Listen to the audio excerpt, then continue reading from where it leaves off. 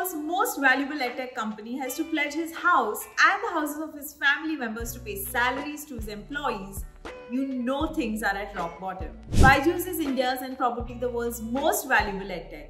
In 2022, it was valued at a whopping $22 billion.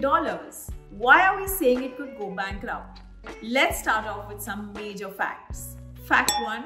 Prosus, a Dutch company that holds a 10% stake in Byjus, cut down Byjus' valuation to less than $3 billion in November 2023.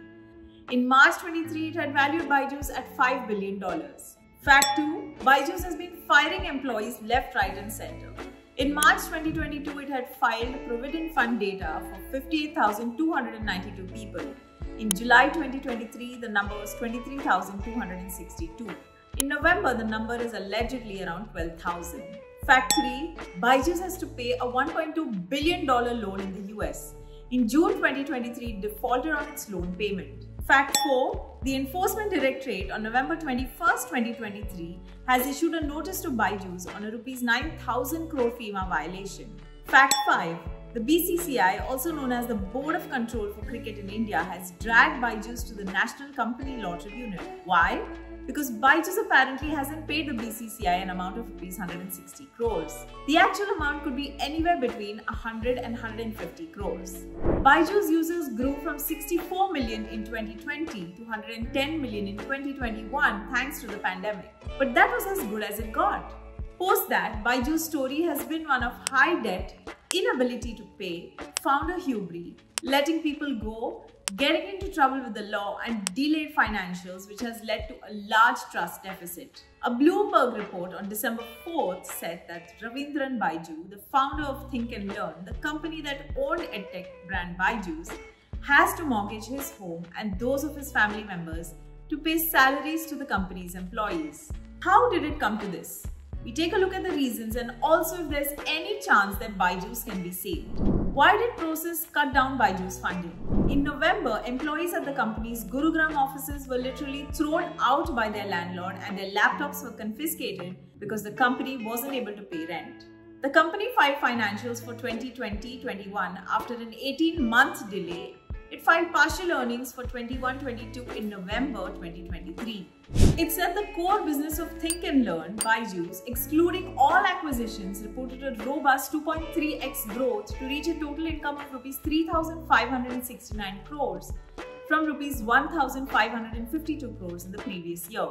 The EBITDA loss of the core business was down from Rs 2,406 crores to Rs 2,253 crores year on year, accompanied by margin improvement from minus 155% to minus 63% from FY 2021 to FY 2022. What does this mean? Nothing.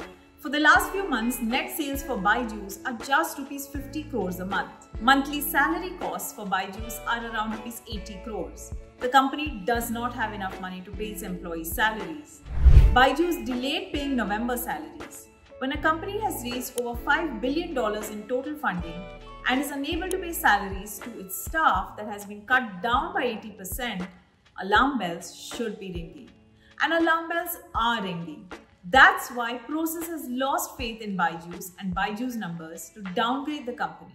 How did Byjus go from 58,000 employees to 12,000? In September 2022, Byjus founder Byju Ravindran had sent an email to all his employees where he said, "We are powered by the dreams of 50,000 Byjuites. Each one of us is for the rest of us." Cut to 16 months later and the company has laid off 76% of its workforce.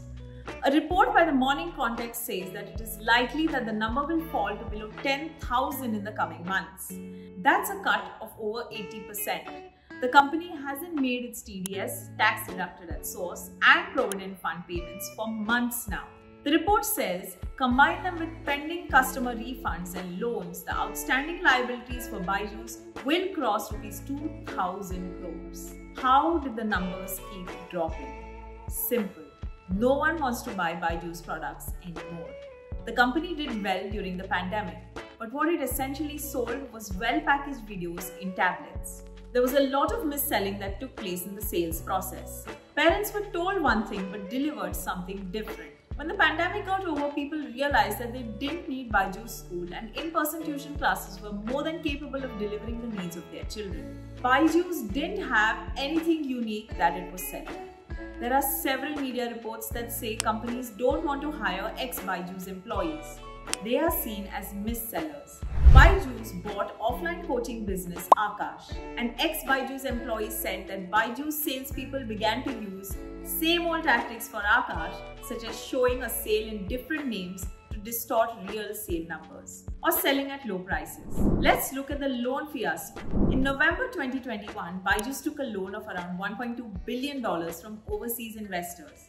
This loan was a TLB, Term Loan Facility. A TLB is generally taken when a company wants to make acquisitions abroad. Why did Byjus take a loan from overseas investors? At that time, interest rates were lower abroad than in India. So Byjus, which was planning to take a $700 million loan, decided to go for a $1.2 billion loan. After that, the tides turned. The loan was on a floating rate basis, which meant that the interest rates could go up or down. Unfortunately for Byjus, the interest rates kept going up and its business started slowing down. In September 2022, it filed financials for the financial year 2021.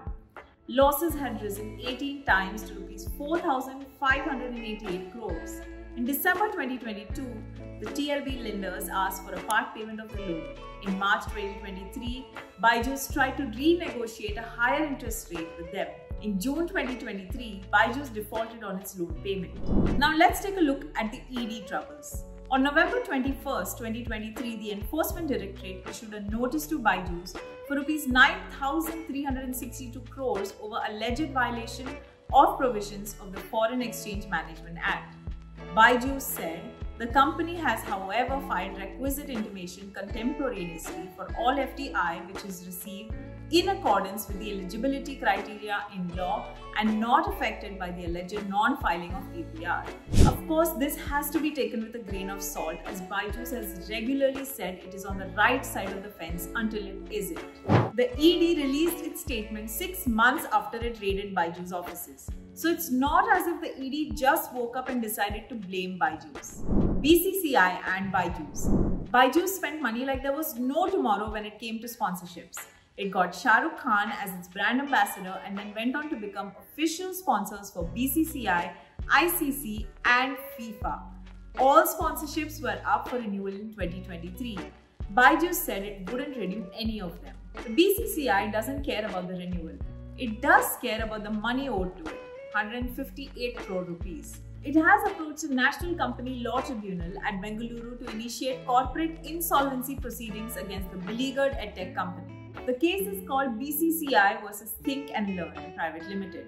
If the BCCI wins, Byjus could be declared bankrupt. It is stated that the general notice was issued to Byjus via email dated 6th of Jan 2023 and the default amount of Rs 158 crores excluding TDS as reflected in the invoices attached, said the order delivered on November 28, 2023. Can Byjus be saved?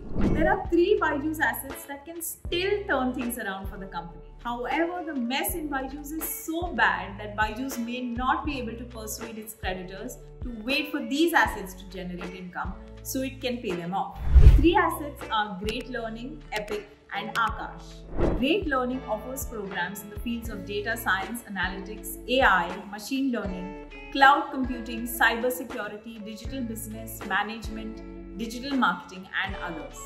Byjus bought it in 2021 for $600 million in a mix of cash, stock, and earnout deal. Any Byjus stocks that the Great Learning founders got would probably be close to worthless today. Great Learning reported a revenue of 391 crores for FY23, up from 313 crores in FY22. Losses fell to 222 crores in FY23 from 307 crores in FY22. A LiveMint report said that the Great Learning founders are trying to buy back their company from Byjus. How much cash can Byjus get for it? Less than $200 million if they are lucky.